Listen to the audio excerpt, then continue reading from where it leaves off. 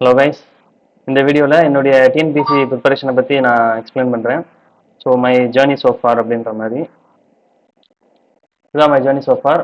First வந்து August 21 தான் TNPSC preparation start பண்ணேன். கொரோனா அந்த COVID-19 லீவ் அப்போ 2021 வந்து நோ எக்ஸாம்ஸ், எந்த எக்ஸாம்ஸுமே வரல டிஎன்பிசியில் வந்து. நான் டிஎன்பிசிக்கு தான் ஃபஸ்ட்டு ப்ரிப்பேர் பண்ணேன். ஓகே, எஸ்எஸ்சி எல்லாம் அதுக்கப்புறமேட்டு வந்தது தான். அப்போது 2021 வந்து நோ எக்ஸாம். ஸோ அதான் ஃபவுண்டேஷன் பீரியட். அந்த 1 இயர் வந்து கம்ப்ளீட்டாக நான் எல்லா சப்ஜெக்ட்ஸுமே இன்டெப்த்தாகவே கவர் பண்ணி school books plus other standard books எல்லாம் கவர் பண்ணி என்னோட ஃபவுண்டேஷன் போட்டது அந்த பீரியடில் தான். அடுத்து 2022 வந்துட்டு குரூப் 2 ப்ரிலிம்ஸ் கிளியர் பண்ணேன். அப்புறம் எஸ்ஐ எக்ஸாமும் கிளியர் பண்ணேன். அடுத்து 2023 மேல தான் வந்துட்டு started SSC preparation well waiting for group 2 mains result. அந்த குரூப் 2 மெயின்ஸ் ரிசல்ட் வரதுக்கு ரொம்ப நாள் ஆச்சு. ஸோ அதனால நான் அந்த டைமில் தான் சும்மா வெயிட் பண்ணக்கூடாதுன்னு சொல்லி எஸ்எஸ்சி ப்ரிப்பரேஷன் ஸ்டார்ட் பண்ணது. So first SSC CGL CHSL MTS 3 அட்டம்ப்டே வந்துட்டு ஒரு ட்ரையல் அட்டம்ப்ட் தான். அப்போ நான் ப்ரிப்பரேஷன் ஸ்டார்ட் பண்ணி ஒரு 1 மந்த் 2 மந்த்லேயே வந்துட்டு எக்ஸாம்ஸ் வர ஆரம்பிச்சிச்சு. ஸோ எனக்கு வந்து ஒரு எக்ஸ்பீரியன்ஸ் அட்டம்ப்ட் தான் அது. அடுத்து 2023 வந்துட்டு எஸ்ஐ எக்ஸாம் கிளியர் அகைன். இது ஃபிசிக்கல் அட்டன் பண்ணேன், பட் இதை கிளியர் பண்ண முடியல ஃபிசிக்கலில். அடுத்து 2024 வந்துட்டு group 2 mains reach the zone of consideration. அந்த குரூப் 2 ப்ரிலிம்ஸ் கிளியர் பண்ணியிருந்தேன்ல, அந்த வந்துட்டு 140 அபோவ் எடுத்திருந்தேன், பட் கிளியர் பண்ண முடியல. Reach the zone of consideration மட்டும் தான், அது கிளியர் பண்ண முடியல. அடுத்து இந்த 2024ல் சிஜிஎல் ஃபுல் ப்ரிப்பரேஷன் பண்ணேன். டயர் 1 கிளியர் பண்ண முடியல பிகாஸ் ஆஃப் நம்ம வந்து மேக்ஸில் ப்ராப்பராக ப்ரிப்பேர் பண்ணல. ஸோ அதனால என்னால் டயர் 1 கிளியர் பண்ண முடியல. அடுத்து சிஹெச்எஸ்எல் வந்துட்டு சம் ஃபேமிலி ஈவெண்ட்னால ஸ்கிப் பண்ணேன், அந்த எக்ஸாம் அட்டன் பண்ணல. எம்டிஎஸ் வந்துட்டு நான் அந்த சிஜிஎல் ப்ரிப்பரேஷன் வச்சு அட்டன் பண்ணேன். ப்ராப்பராக ரிவைஸ் பண்ணிட்டு தான் போனேன் எல்லாமே. ஸோ அதனால் அது கிளியர் பண்ணியிருக்கேன். இப்போ இது போக இந்த 2024 வந்துட்டு IBACIO எக்ஸாமோ RRBSI எக்ஸாமோ இதெல்லாம் அட்டன் பண்ணேன். இதெல்லாம் வந்துட்டு நம்ம சிஜிஎல் அந்த பேட்டர்ன் அந்த எக்ஸாம் சிலபஸ்லையும் பேட்டர்னே இருக்கனால அட்டன் பண்ணேன். அதுவும் இதுவும் ஃபுல் ஃப்ளெஜ் அட்டம் கிடையாது அதெல்லாம். ஓகே, அடுத்து 2024 வந்துட்டு குரூப் 4 வந்துட்டு அட்டன் பண்ணேன். அது பார்டர் மார்க்ஸ் வந்துச்சு. Last day of counselling. So இந்த ரெண்டுமே வந்துட்டு லாஸ்ட் டே ஆஃப் கவுன்சிலிங் போயிட்டு கிடைக்காம போனது தான். குரூப் 2 மெயின்ஸும் குரூப் 4ம் 2025ல் வந்துட்டு இப்போ குரூப் 2A ஃபுல் ப்ரிப்பரேஷன் பண்ணி அந்த இது அட்டம் பண்ணியிருக்கேன் ஜென்ரல் இங்கிலீஷில். ஸோ அது ரிசல்ட்டுக்கு வெயிட் பண்ணிட்டு தான் இருக்கிறேன். அது கிளியராக கொஞ்சம் வாய்ப்பு இருக்குது. அடுத்து குரூப் 2 அதே அந்த மந்த்ல அந்த குரூப் 2 வந்துட்டு அது நோ ப்ரிப்பரேஷன். ஸோ ப்ரிப்பேர் பண்ணாமல் அட்டம் பண்ணது தான். ஸோ இதான் மை ஜேர்னி ஸோ ஃபார். இனி அடுத்து ஃபர்தராக வந்துட்டு இந்த 2025 சிஜிஎல் அதுக்கு தான் ப்ரிப்பரேஷன் ஸ்டார்ட் பண்ணணும். நாளையிலேருந்து அதுக்கு ப்ரிப்பரேஷன் ஸ்டார்ட் பண்ணலாம் அப்படின்ற ஒரு ஐடியா. நான் வந்து ஃபர்தர் வீடியோ அப்டேட்ஸ் போடுற மாதிரி இருந்தால் போடுறேன். நம்ம டெலிகிராம் சேனல் வேணால் ஜாயின் பண்ணிக்கோங்க. நான் ஏன்னா வீடியோ போடுறதோட டெலிகிராம் சேனலில் நான் போஸ்ட் பண்ணுறது ஈஸியாக இருக்கும். ஸோ அதில் போஸ்ட் பண்ணுவேன். ஸோ இதான் நம்ம இந்த இமேஜ் மாதிரி தான் இருந்துச்சு என்னுடைய கம்ப்ளீட் ஜேர்னியுமே. நம்ம வந்து ஃபஸ்ட்டு ஒரு கோல் செட் பண்ணுவோம், நம்ம அச்சீவ் பண்ணிடலாம் அப்படின்னு நம்ம நினைப்போம், how we want it to be. But ஆக்சுவலாக வந்துட்டு அது இப்படி தான் இருந்துச்சு என்னுடைய லைஃப்பில். எனக்கு தெரிஞ்ச என் ஃப்ரெண்ட்ஸ் லைஃப் எல்லாருமே இப்போ கிளியர் பண்ணவங்களோட லைஃப்பும் இப்படி தான் இருந்துச்சு. ஃபஸ்ட்டு நம்ம கோல் செட் பண்ணுவோம், ஸ்டார்ட் பண்ணுவோம், நம்மளால் முடியுமான்ற டவுட் வரும், அடுத்து லேர்ன் பண்ணுவோம், ஃபெயில் ஆகும், மறுபடியும் ப்ராக்டிஸ் பண்ணுவோம், மறுபடியும் இம்ப்ரூவ் பண்ணுவோம். ஸோ அந்த மாதிரி போய் தான் அச்சீவ் பண்ணேன். ஸோ இதுதான் மை ஜேர்னி ஸோ ஃபார். அடுத்து வந்துட்டு இதில் என் ஜேர்னியில் இருந்துட்டு நான் உங்களுக்கோ இல்லை மித்த என் ஃப்ரெண்ட்ஸுக்கோ யாருக்கும் சொல்லணும் அப்படின்னா இந்த ஒரு 5 பாயிண்ட்ஸ் தான் நான் வந்து சொல்லுவேன்.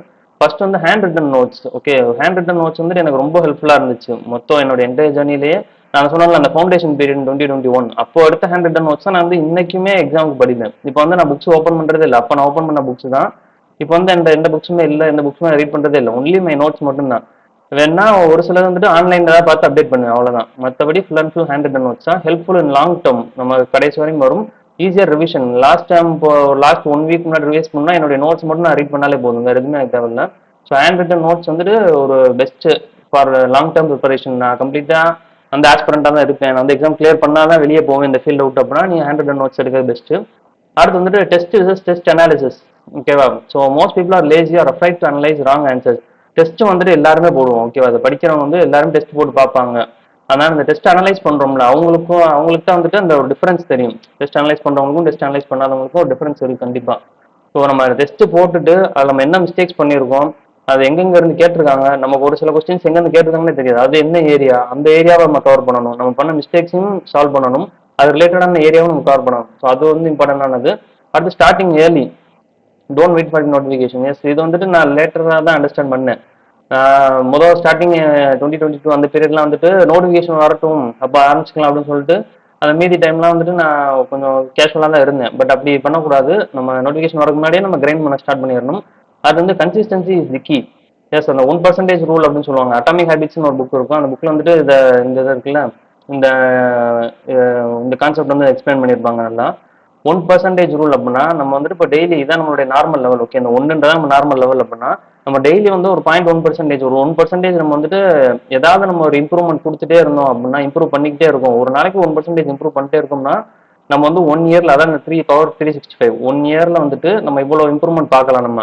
ஆனால் நம்ம வந்துட்டு 1% கீழே, அதாவது 0.99 டெய்லி நம்ம இருக்க லெவலோட 1% கீழே வந்துகிட்டே இருக்கும் 1 இயருக்கு அப்படின்னு பார்த்தோம்னா, நம்ம இருக்க லெவலோட ரொம்ப கீழவும் போயிடுவோம். ஸோ அதனால ஒரு நாளைக்கு நம்ம 1%ஆவது நம்மளோட எஃபோர்ட்ஸ் இன்க்ரீஸ் பண்றது, நம்மளுடைய ஸ்டடி டைம் இன்க்ரீஸ் பண்றது மாதிரி பண்ணாலே நமக்கு போதும். அதுவே நம்ம நிறைய நம்ம நல்ல இம்ப்ரூவ்மெண்ட் தெரியும்.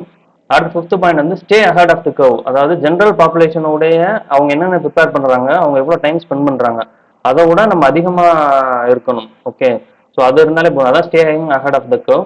Studying the low weightage area or going in depth. Okay, இப்போ ஒரு எக்ஸாம் வருது அப்படின்னா அந்த இம்பார்ட்டன்ட் டாபிக்ஸ் அப்படின்றது எல்லாத்துக்கும் தெரியும். அது வந்து எல்லாருமே படிச்சிருப்பாங்க. அதுல இருந்து கொஸ்டின் வந்து எல்லாரும் அட்டம் பண்ணுவாங்க. ஆனா ஒரு சில கொஸ்டின்ஸ் வந்துட்டு இம்பார்ட்டன்ட் டாபிக்ஸ் இல்லாததா இருக்கும். அது வந்துட்டு லோ வெயிட்டேஜா இருக்கும், இல்ல கஷ்டமா இருக்குன்னு சொல்லிட்டு நிறைய பேர் படிக்காம விட்டுருப்பாங்க. பட் அந்த ஏரியா வந்து கொஸ்டின் வந்துச்சுன்னா நம்ம அட்டம் பண்ணணும். அப்பதான் வந்து நம்ம ரேங்க் வந்துட்டு இம்ப்ரூவ் ஆகும். நமக்கும் ஜென்ரல் பாப்புலேஷனும் அந்த டிஃபரன்ஸ் தெரியும். ஓகே, அடுத்து இது வந்துட்டு இந்த கன்சிஸ்டன்சி ரிலேட்டட் இமேஜ். எக்ஸ்பெக்டேஷன் வந்துட்டு நம்ம வந்துட்டு டெய்லி நம்மளோட இம்ப்ரூவ்மெண்ட் நம்ம கொடுக்குறோம், நம்ம இப்படி இருக்கும் அப்படின்னு எதிர்பார்ப்போம். பட் நம்ம ஸ்டார்டிங் கொஞ்சம் பீரியட் வந்துட்டு ப்ராக்ரஸ் பண்ண மாதிரியே தெரியாது. எஸ்பெஷலி இந்த எஸ்எஸ்சி எக்ஸாம்ஸ் வந்துட்டு இந்த ஸ்டாட்டிக் ஜிகே அந்த டாபிக்லாம் பார்த்தோம்னா ரொம்ப வேஸ்டான டாபிக், நிறைய கண்டென்ட் இருக்கும். நம்ம வந்து டெய்லி படிச்சுட்டே இருப்போம், ஆனா நம்ம மறுபடியும் டெஸ்ட் போட்டோம்னா புதுசு புதுசாக அதை வந்துட்டே இருக்கும் கொஸ்டின்ஸ். ஸோ நம்ம ப்ராக்ரஸ் பண்ண மாதிரியே தெரியாது. ஸோ அந்த இதுக்கு தான் இந்த இமேஜ் வச்சிருக்கேன்.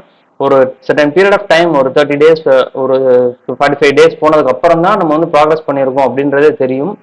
அதுக்காக தான் இந்த இமேஜ். அடுத்து வந்துட்டு small consistent steps big results. Yes, இந்த இமேஜ் தான் வந்து இந்த கன்சிஸ்டன்சிக்கானது. ஸ்மால் ஸ்மால் ஸ்டெப்ஸாக வச்சிருந்தாலே நமக்கு வந்துட்டு பிக் ரிசல்ட்ஸ் நமக்கு தெரியும்.